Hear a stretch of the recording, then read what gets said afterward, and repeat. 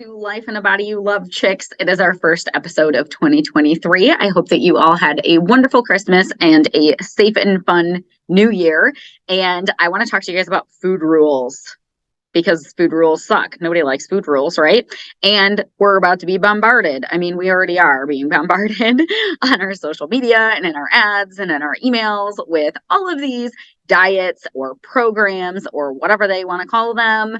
And they all come with all of these crazy food rules. And so, or maybe you just in your own mind think that, like, okay, so if I'm going to lose weight or if I'm going to be healthy, I have to insert the food rule. So maybe the food rule is that you have to eliminate carbohydrates, or that you can't eat past 6 p.m., or that you have to eat every 2 hours, or you can't have dairy, gluten, legumes, like, and those ones might be true for some people, but they're not true for everybody, right?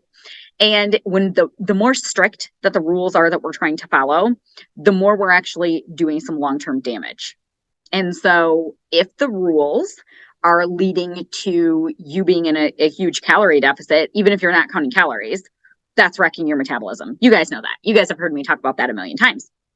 But what's interesting is that food rules are actually a big part of the reason why we struggle with our mindset and our habits. And here's how that happens. There's several different ways. So I'm going to give you guys some for instances, and I think this is really important because I don't want you guys to fall for this stuff this year.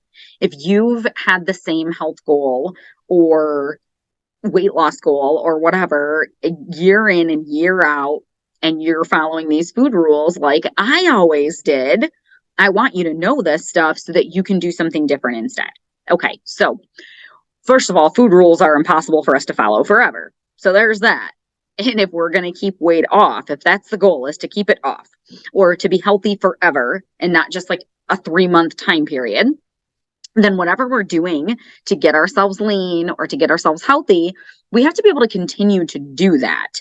And these rules are set up where it's not designed for you to continue to do it forever. Like, it's too strict. And so that's going to lead to yo-yo weight gain and loss, weight gain and loss. You know, that's like the trajectory of a lifelong dieter. We know that. But the other thing that it's doing is it's sort of reinforcing this idea that you're not actually capable of achieving your goal, because we try to follow the rules and then we fail at it because they suck. Like, who's really going to eat like this forever? And then we think something's wrong with us. Well, if I had more discipline, if I had more willpower, blah, blah, blah.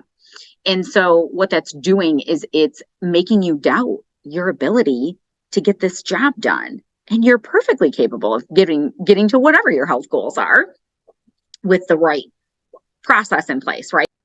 But the other thing that it does is it sort of sets us up for like this naughty and nice food list. Like, we think of things as being good or bad. Now, I can't tell you how many people, and I think I was probably in this category at one point in time as well, will tell me that like bananas are bad for you or like potatoes are bad for you. For a long time, it was like any sort of fat, right? So it was like egg yolks were bad for you. Butter was bad for you, like all these things. And then once the low fat craze went away, then it became the carbs again. And so that's when bananas became bad. And all of these things that are like, these foods are actually healthy. So there's that. But even unhealthy foods, quote unquote, they have their place. Like, you don't need to be a food zealot. I think that we should mostly eat healthy food, but you can certainly have a piece of cake, and a piece of cake isn't bad. It's food. It has no intrinsic value in that way. Like, it can neither be good or bad. It can be helping you get to your goals or hindering you getting to your goals. But even in a once in a while context, it's probably not even doing that, right? But we start to have these like, the food is bad. So then what? Well, if I eat the bad food, I'm bad. I'm failing. And it's like this downward spiral that we have because of these food rules. And it also leads to like all or nothing thinking. So if we have it in our mind that we can't have certain things because it means we're unhealthy or it means we won't hit our goal or whatever the case may be, then when we do have it, then we're like off the rails, right? Because we're either all in, super aggressive, or we're all out and it's just total binge fest. And that all or nothing thinking, you can't keep that thinking and maintain weight loss. It's one of the things that I work with my clients on a lot. And I have very specific things that we work through to help them break that mentality, because we all have it to a certain degree, some of us more than others. And as long as we have to be 100% well behaved or we're in total binge fast, we can never maintain a healthy weight. It's not possible. You have to be you. You have to be able to live life. You have to be able to go on vacation and go out to dinner with your husband and like whatever the things are that you want to do that are fun. You have to be able to do those things if you're going to keep weight off long term. So we have to break that all or nothing thinking. And those food rules actually cement that all or nothing thinking into our brains. So the longer somebody has been dieting, usually the more ingrained this is. My clients who come from like the fitness space where there's a lot of like food tracking, which by the way, I love tracking macros, so I'm not knocking it, but people who have had to track and be very, very diligent and things like that, that leads to that all or nothing thinking. They often have a hard time with binging, and eating to comfort in all of those things. And so trying to follow all of these crazy rules is what's actually perpetuating a lot of the food issues that we all have. So it's like this crazy vicious cycle. And what do? We try to buckle down more aggressively. Like the worse we feel about ourselves about it, the more we try to buckle down. And then the harder we fall. And it just goes round and round and round. Can you like think to any time where you've been stuck in this cycle? I know most women have. I've experienced it. I think nearly all of my clients have experienced it before we start working together.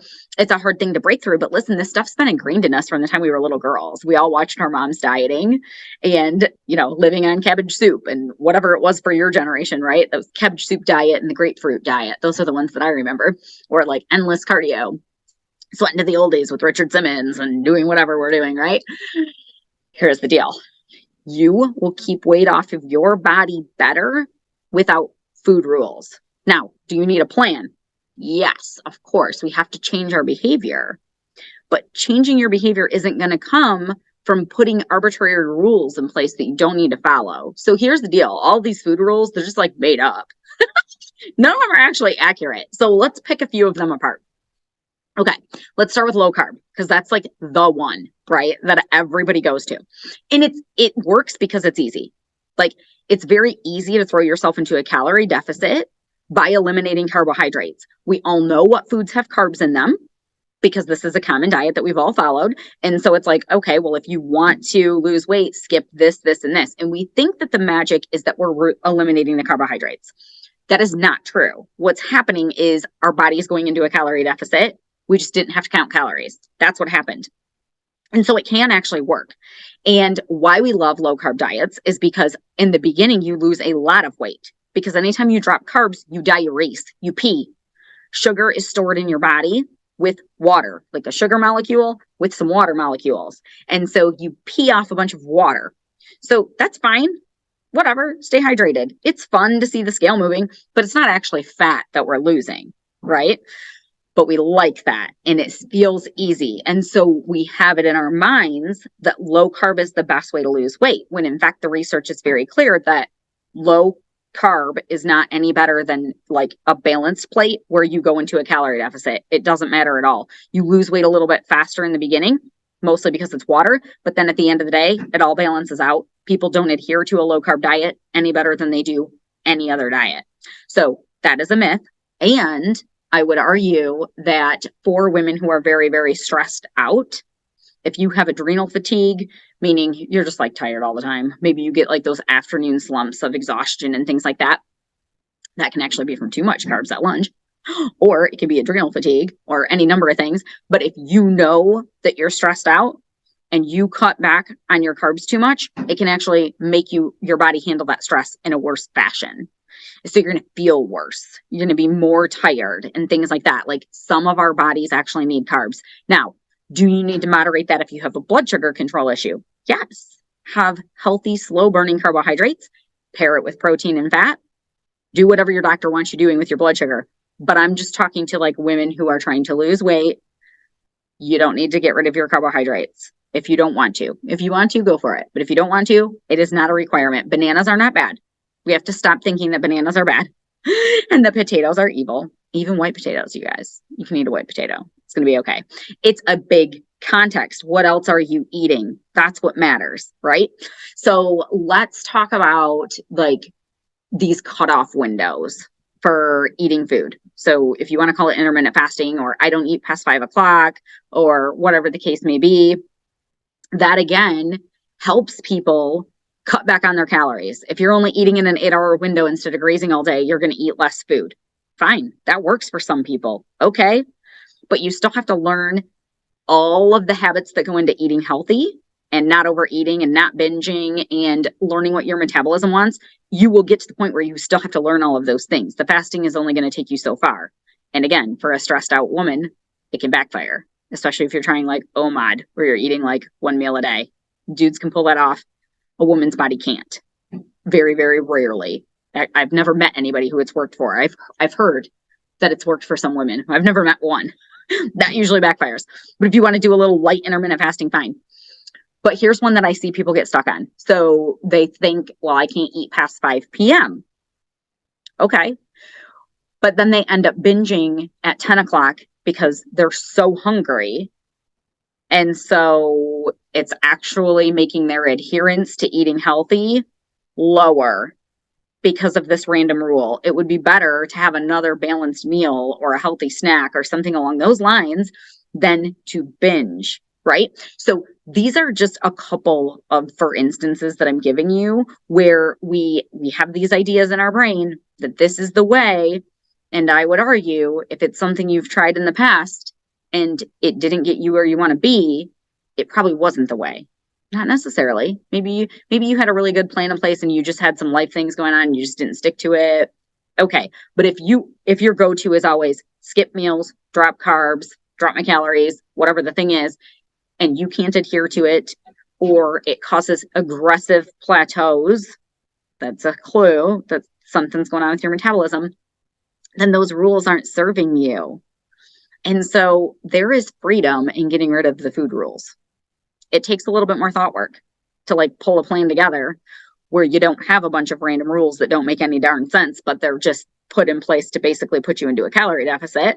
It does take a little bit more thought work, but it is truly the best way for you to change your behavior in a meaningful and sustainable way.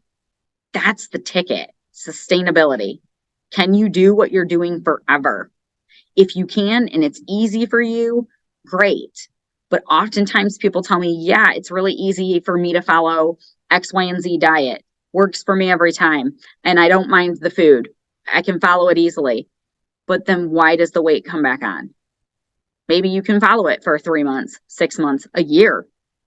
But eventually you came off of it. That's why you put the weight back on, right? And so you have way more discipline than I do if you're following something for that long, because I never could. So your discipline is great. It's just the rule is very difficult to keep in place forever. And so as you're going into your planning for the new year, look at the things that you're about to do and ask yourself, what evidence do I have that this is a food rule that I need to follow? Have I tried this before? And how did my body respond? How did my mind respond? I don't want to see you follow a bunch of rules that are really, really difficult, and then it makes you think that you can't do it. It lowers your belief. It lowers your confidence. It puts you in this place of binging because it's like, well, weight loss is going to suck. So I got to go binge real quick before I start my diet. That's what I always did. I had my last supper. I was like, I'm going on a diet, husband. Take me out to an all-you-can-eat buffet. I'm going to throw down.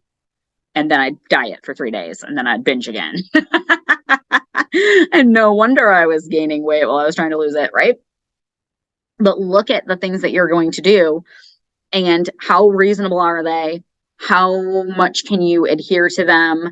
And is there evidence that this is something that you need to do? And if not, then we got to work on actual like behavior change, habits, boosting your metabolism.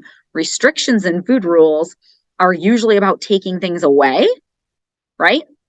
Even if they're telling you to eat every 2 hours, it's usually eat very specific things in this 2 hour window. It's still restrictive. You're just eating all the time, right? So most things that are very restrictive aren't helping your metabolism. They're not fueling your body. You're getting nutritional deficiencies, which down the road is going to make everything else more complicated for you.